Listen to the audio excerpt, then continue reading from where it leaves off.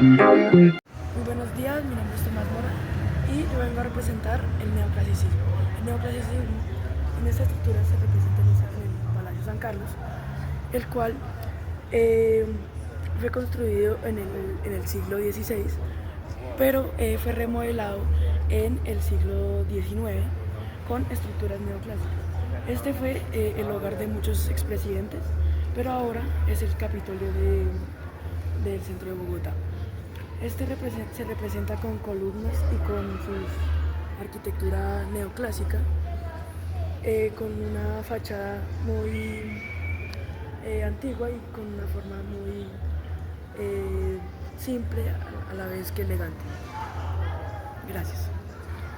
En este otro caso es en el Teatro Colón, el cual se representa su arquitectura neoclásica con sus arcos y con sus columnas en forma dorada, que la cual representa de una forma elegante y simple, pero esta fue creado en el siglo XVIII por el arquitecto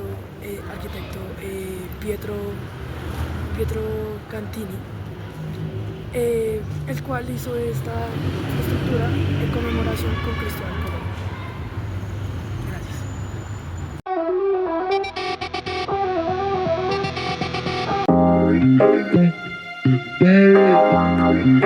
Esta obra de arte neoclásica fue creada por Pedro Alcántara sobre tela en 1920.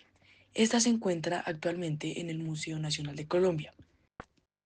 Ella muestra el Bogotazo en el siglo XVIII. Su neoclasicismo se muestra en su elegancia y nacionalismo, como en la inspiración de luchas romanas, como también muestra un héroe mártir, que en este caso sería Antonio Ricaurte, el cual era un militar que combatió junto a Bolívar. Esta muestra su último momento en la armería de San Mateo, lo cual lo abatieron con un disparo y una lanza clavada. Y en sus últimos momentos marcó una frase muy conmemorable, la cual era: deber antes que la vida. El nacionalismo es mostrado, el cual él levanta la bandera de la patria, y la elegancia mostrada en un lugar no muy acorde, pero con Antonio Ricaurte mostrándose imponente y elegante en su último momento.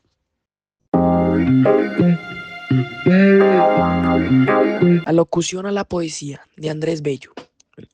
Divina poesía, tú de la soledad habitadora, a consultar tus cantos enseñaba, con el silencio de la selva umbría.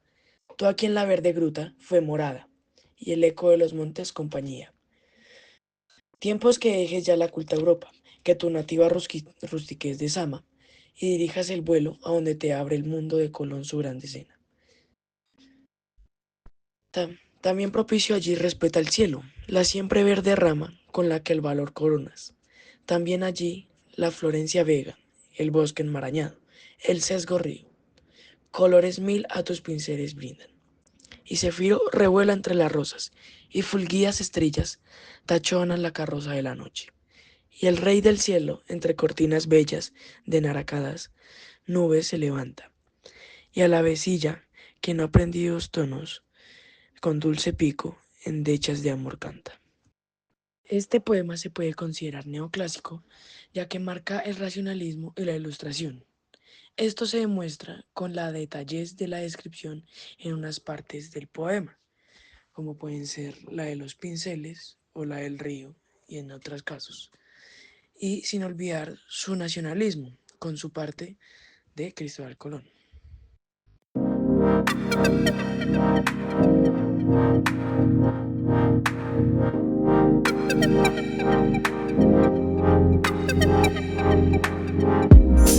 Aquí en el Castillo del Mono Osorio esta estructura fue construida alrededor del siglo XX por Juan Osorio. En un viaje a Europa vio un castillo belga del siglo XII y lo tomó inspiración para traerlo aquí a Bogotá. Esta estructura es medieval por los cilindros de piedra que tiene, también por la misma piedra, y esa es como lo más reconocible para que sea considerada una estructura medieval. Dato curioso es que, o sea, está aquí a los alrededores de lo que es la zona G, pero pues está aquí extendida como en una esquina, entonces no está, no, entonces pasa muy olvidada.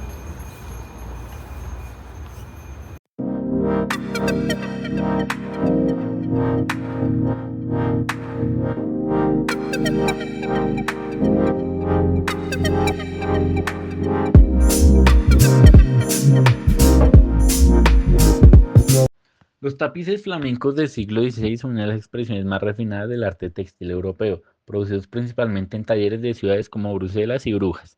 Estos tapices eran altamente valorados por su complejidad técnica, riqueza de materiales y narratividad visuales. A menudo estaban hechos de lana, seda, hilos de oro y plata, lo que les daba un brillo y una durabilidad excepcional. Unos estuvieron ubicados en Colombia en el Museo Nacional durante un tiempo, durante una de sus tantas exposiciones, durante varias exposiciones estuvieron ahí ubicadas.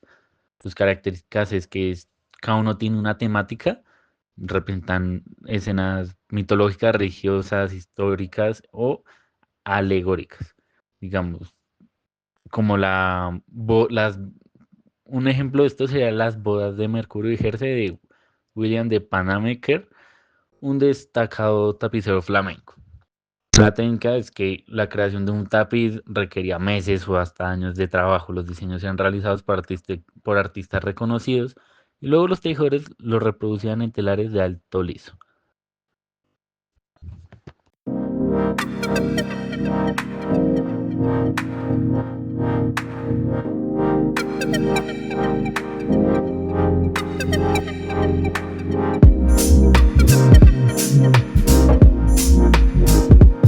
Literatura medieval. El cantar de Mío Cid por Rodrigo Díaz de Vivar. Uno de los fragmentos es: de los ojos tan fuertemente llorando, tornaba la cabeza e estaba los cantando. Vio puertas abiertas e usado los cerrojos, alcandaras vacías, sin pies e sin mantos, e sin falcones e sin actores mudados, sospiró Mío Cid, mucho heavy grandes cuidados. Este este poema fue creado aproximadamente entre los siglos V y XV. El poema consta aproximadamente de 3.730 versos divididos en tres partes o cantares. El cantar del desierto relata cómo el Cid es injustamente desterrado por el rey Alfonso VI, dejando a su familia y buscando recuperar su honor. El cantar de las bodas muestra el ascenso del Cid en su conquista y cómo casa a sus hijas con los infantes de Carrión. Cantar de la afrenta de Coppers describe cómo los infantes de Carrión deshonra a las hijas del Cid y finalmente cómo él repara su honor mediante un duelo. Así es como está dividido en esas tres partes. Sus características es que el tema principal es la honra y el honor. El honor del Cid es un tema central, no solamente personal, sino que también es familiar y social. La lealtad y la justicia. Aunque es desterrado, el Cid sigue siendo leal al rey, destacando la relación vasallo-señor típica de la sociedad feudal de esas épocas. La lucha también, una lucha del reconocimiento, ya que muestra su importancia a las gestas heroicas para ganar respeto y legitimidad en una sociedad medieval. También tiene un estilo directo, con frases repetitivas y fórmulas orales propias de su origen como un canto para el pueblo.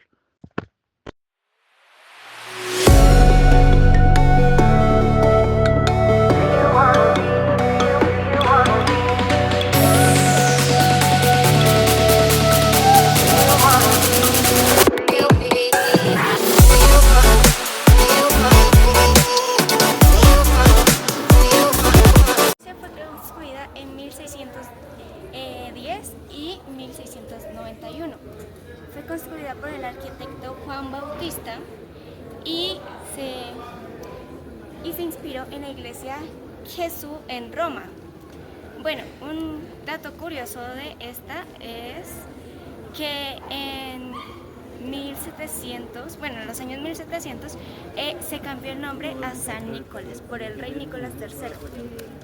Y su estructura es exuberante por los detalles dorados y frescos.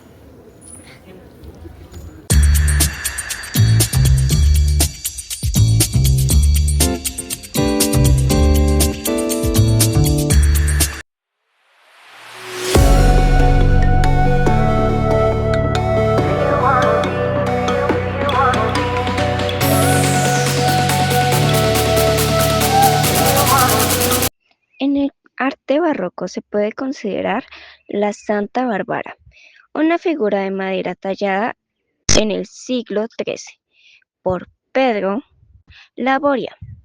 Esta exhibe una figura femenina de cuerpo entero atada a un tronco con su brazo derecho, alzado y flexionado.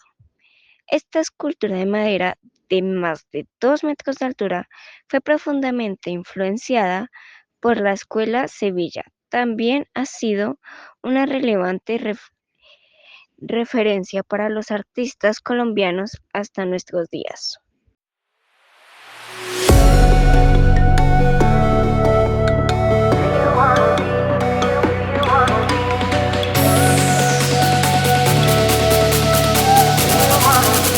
La literatura barroca se puede considerar el siguiente poema, el cual es el heroico de San Ignacio de Loyola en 1666. El poema dice lo siguiente: arde en su pecho bélico deseo y en los rayos de valor el rostro brilla cuando al estruendo ronco y al trofeo ya al horror de la muerte se humilla. No le espanta el rigor del hado impío, ni el rayo que lo fulmina. El amedrenta antes con pecho altivo, rostro impasivo al peligro provoca, no se ausenta. Este poema fue escrito por el bogato Hernando Domínguez Camargo.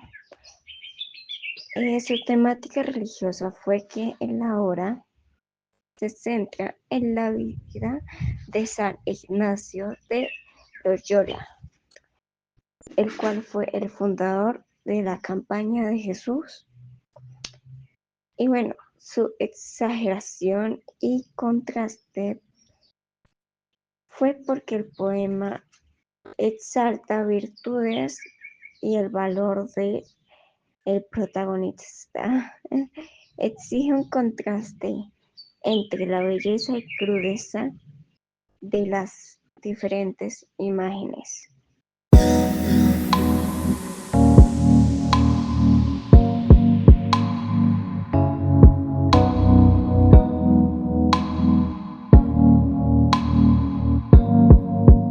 Buenos días, profe. Bueno, un día debemos explicar las estructuras clásicas. Como bien vimos en clase, tienen que estar relacionadas con la arquitectura tanto de Roma como de Grecia. Por ejemplo, acá en la iglesia de San Francisco tenemos el claro ejemplo. Como podemos ver en la entrada, tenemos las columnas que cumplen con los estándares de arquitectura y también los techos con decoraciones, por ejemplo. Una pequeña parte de la historia de esta iglesia fue que fue construida entre 1556 a 1568 y fue donada por el obispo Juan Barrios a los franciscos.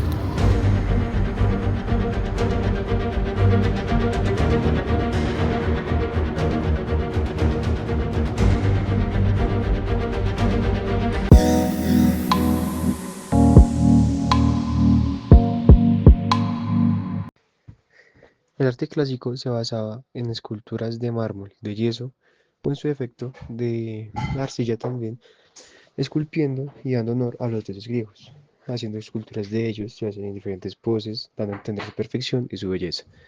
En el siguiente caso, vamos a analizar la escultura de Apolo, el dios de la belleza. Como se puede ver acá se aprecia cada parte perfecta de él en la escultura, desde los más mínimos detalles de los músculos, los ojos, las cejas y demás, hasta su postura. ¿En qué se resalta esto? Pues en la antigua Grecia, esas esculturas eran tomadas como alabanzas a los dioses griegos, por lo que cada vez que hacían una de esas, era como hacer un homenaje a ese dios. En este caso, como es de Apolo, pues un homenaje al dios Apolo. Mencionaba antes el dios de la belleza. Y pues claro, con una razón se tendría que ser más perfecta cada vez su escultura. Por eso la razón de cada detalle tan exacto de escultura. Dándonos a entender la alabanza a su perfección y también a sus tributos, ya que como antes en la antigua Grecia, para ser considerado un hombre, entre comillas, valga la redundancia, se tiene que cumplir con las expectativas de ser, primero, acuerpado, tener un físico sano, saludable y bien marcado. Y segundo, ser sumamente inteligente, tener buenos conocimientos para no ser tampoco bruto. Por lo que si usted no cumplía con alguno de los dos aspectos, no era catalogado como un hombre de bien o como un hombre humano, entre comillas. Por lo cual, si usted cumplía con las dos características de tener un físico bien esculpido y una buena inteligencia con sabiduría y demás, era considerado prácticamente como un hombre perfecto, ya que en la antigua Grecia se lleva todo a la máxima perfección, desde el hombre y la mujer, en sus ciertos aspectos, claramente.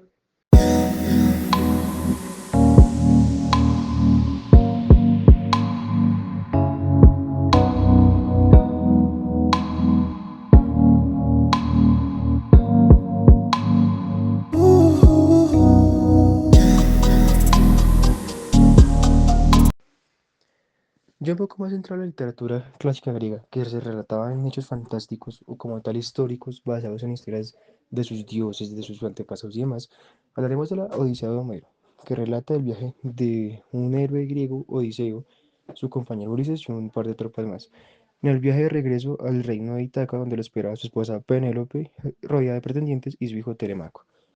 Esta historia trataba del inicio de la guerra de Troya, donde el mencionado Odiseo y su ejército tenían la misión de destruir a los troyanos. Llevan en guerra durante 10 años, más o menos. Y ya para ir acabando la guerra, un golpe final, se les ocurre la idea de hacer un caballo de madera gigante, donde se metirán dentro de él, lo harían como una ofrenda de paz, y a la noche se salían a atacar. Lo cual sucedió así. Una vez hecho esto, las tropas de Odiseo salieron totalmente victoriosas ante los troyanos. Y una vez hecho esto, Odiseo lo que hizo fue negarse a dar una ofrenda a los dioses agradeciendo por esto, ya que era costumbre que siempre después de un combate o de alguna hazaña increíble y victoriosa, se tenía que dar como una ofrenda a los dioses, un sacrificio para honrarlos y dar un agradecimiento a tal victoria. Cosa que Odiseo se negó a hacer y simplemente cogió sus tropas y se fue de una vez a su pueblo, lo cual desató la furia de los dioses, porque claro, a quien no le gustaría que le agradezcan por ayudar. Entonces, pues una vez hecho esto, los dioses empezaron a hacerle la vida imposible a Odiseo y a sus tropas, echándolos de viaje por otros lados, alejándolos de su casa durante 10 años, donde la esposa de Odiseo, Penélope, estuvo recibiendo constantes pretendientes, tratando de reemplazar el puesto de su marido, cosa que ya se negó, que esperó pacientemente a que su esposo volviera a casa después de 10 años, cuando ya por fin volvió, relatando cada historia de él, ya que fueron 10 años largos de viaje, tanto cerca como lejos de su pueblo natal, ya que los dioses se encargaban de hacer la ley imposible en ese sentido. Cuando se sentía que iba ya cerca, de la nada aparecía en todos lados. Y así durante 10 años consecutivos, que casi lo llena a la locura, con más relatos y así en cada lugar que estuvo, dependiendo de los dioses donde lo desviaron. Hasta el punto que por fin pudo llegar a su casa con su esposa y relatar cada uno de estos.